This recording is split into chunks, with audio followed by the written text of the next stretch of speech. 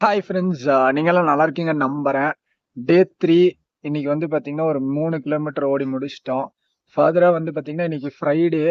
Monday to Friday வந்து ரொம்ப ஹெக்டிக்கா ஒரு கார்ப்பரேட் லைஃப். காலையில எந்திரிச்சதுல இருந்து சாயங்காலம் லாக் ஆஃப் பண்ற வரைக்கும் 9 ஹவர்ஸ் எப்படியாவது ஓட்டி ஆகணும். டிக்கெட்டு, பக்கு இந்த மாதிரியே ஓடிட்டு இருக்கும் Monday to Friday. But Friday வந்துருச்சுன்னு பாத்தீங்கன்னா வீக்கெண்ட் 2 நாள் ஜாலியா இருக்கலாம், சந்தோஷமா இருக்கலாம், எதை பத்தியும் யோசிக்காம எவனோட தொல்லையும் இருக்காதுங்கிற ஒரு நம்பிக்கை இருக்கு பாத்தீங்களா. ஒரு பீஸ்ஃபுல்லா வாழலாம்.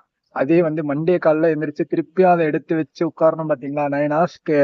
எப்படா ஃப்ரைடே வரும், எப்படா சாட்டர்டே சண்டே வரும் அப்படிங்கிறது மட்டுமே தான் மண்டேல ஓடுமே தவிர, அடுத்த 2 நாள் நாளைக்கு நாளானிக்கு வந்து ஜாலியா இருக்கலாம், பீஸ்ஃபுல்லா இருக்கலாங்கிறது தான் இப்போதைக்கு என் மைண்ட் செட் இருக்கு.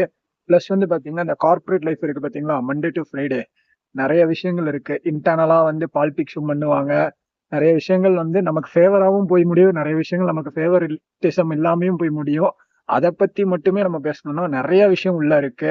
லைஃப்ல அந்த கார்ப்பரேட் கல்ச்சர்ல என்ன நடந்ததுங்கிறதே தனி எபிசோடாவே நம்ம பேசலாம். அது மட்டும் இல்லாம வந்து பாத்தீங்கன்னா ரொம்ப முக்கியமா டெய்லி வந்து 9 ஹவர்ஸ் எப்படி ஓட்ட போறோங்கிறதே வந்து ஒரு கேள்விக்குறியா தான் இருந்துட்டு இருக்கும். ஆனா இந்த 2 நாள் ஜாலியா இருக்கலாம். அடுத்த 2 நாளுங்கிறதுல பீஸ்ஃபுல்லா செம்ம அருமையா இருக்கும். இன்னைக்கு எப்படியோ டேவோட டாஸ்கை கம்ப்ளீட் பண்ணிட்டோம். நாளைக்கு இதே மாதிரி கம்ப்ளீட் பண்ணோம். உங்களோட கருத்துக்களையும் வந்து கீழே கமெண்ட் பண்ணுங்க ஃப்ரெண்ட்ஸ். நீங்க என்ன நினைக்கிறீங்கிறத வந்து